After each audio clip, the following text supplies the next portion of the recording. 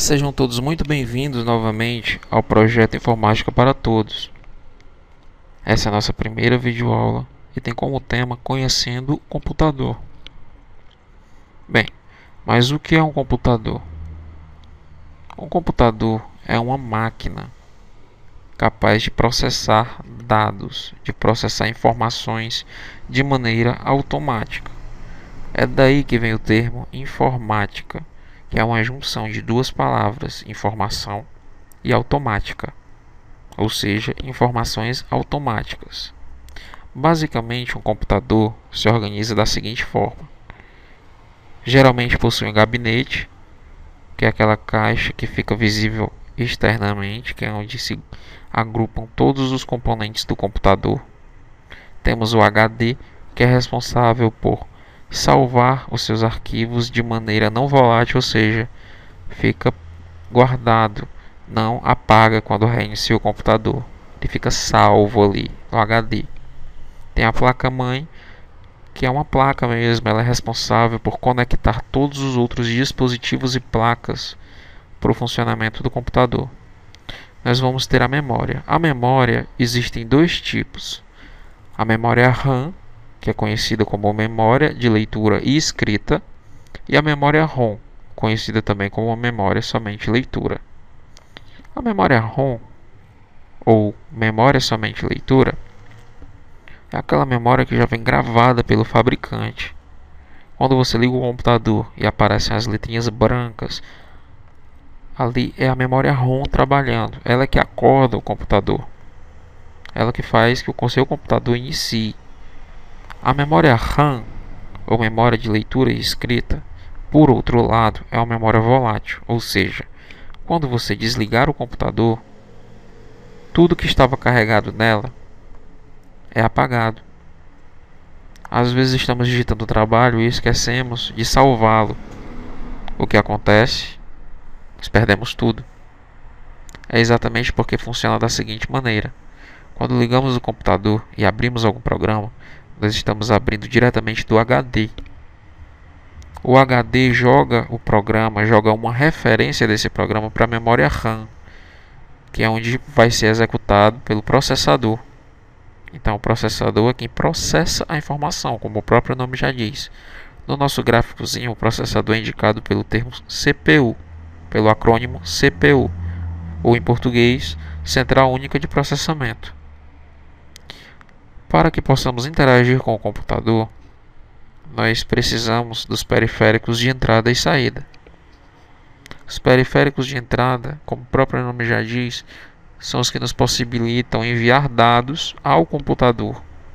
E os de saída nos permitem receber esses dados, o resultado do nosso processamento. São exemplos de entrada mouse e teclado, e como exemplo de saída posso citar o monitor e as caixas de som. Ora, no notebook não é diferente do computador de mesa, apenas está tudo integrado e mais compacto.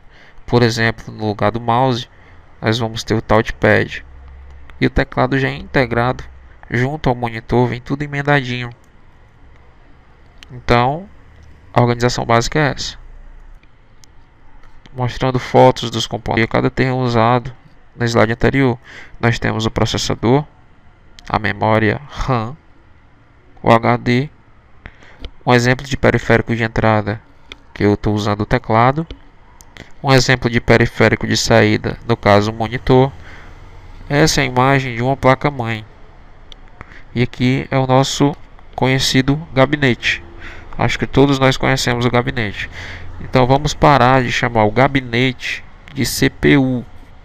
Vamos ver a diferença. Gabinete, CPU.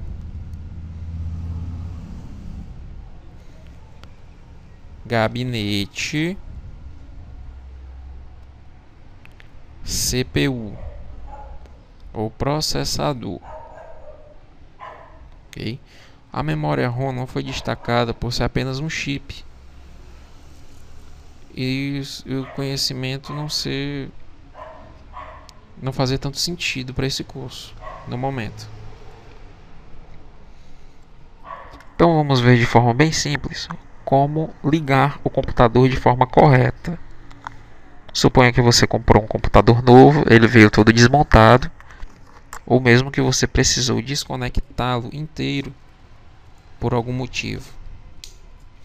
Nós temos alguns componentes básicos para um computador: estabilizador, o gabinete completo com a placa-mãe dentro e todos os componentes, o monitor, um cabo de vídeo, um cabo de força, um teclado, caixas de som e o mouse. Vamos lá, encaixando as peças. Em primeiro lugar, deve-se olhar atrás do gabinete a chaveta de força, a chaveta de tensão da fonte. Ela é mais ou menos igual no seu a essa imagem. Tem que verificar em que está a tensão, se o que aparece é 115 volts ou se é 230 volts. Então vamos tentar sempre ligar o computador a um estabilizador ou a um módulo isolador estabilizado, e sempre que for fazer isso, a tensão deve estar em 115 volts. Nunca ligue diretamente na tomada, não é recomendado. Depois que observou qual a posição da chaveta, vamos olhar um pouco para essa figura. Essa é a parte traseira do gabinete. São os componentes da placa-mãe, os conectores da placa-mãe. Perceba as cores, as formas e os desenhos. É como se fosse um joguinho de montar. Cada periférico tem o seu encaixe perfeito. Mas lembre-se, ele só encaixa de um único jeito. Não force. Se você forçar, você pode acabar danificando o equipamento. Então aqui nós temos alguma imagem de alguns conectores, como o conector do mouse. Observe a figura do mouse. Isso aqui está um pouco difícil, mas dá pra gente perceber a figura do mouse. Aqui é o conector do teclado, conector de vídeo do monitor.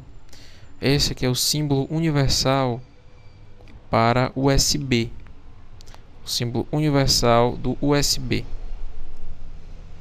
símbolo universal do conector de rede.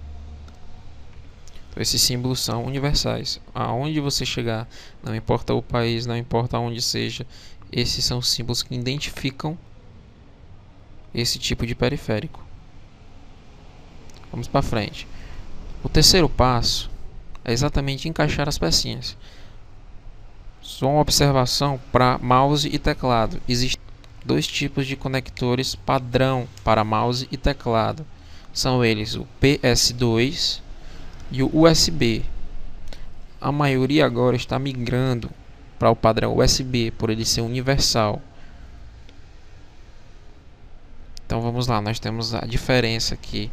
Veja o conector PS2, conector PS2 para teclado, conector PS2 do mouse.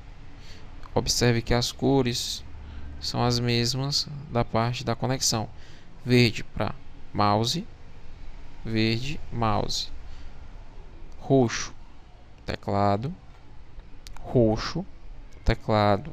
Observe que roxo teclado, ou a conexão USB, tanto faz o mouse como o teclado, conexão USB.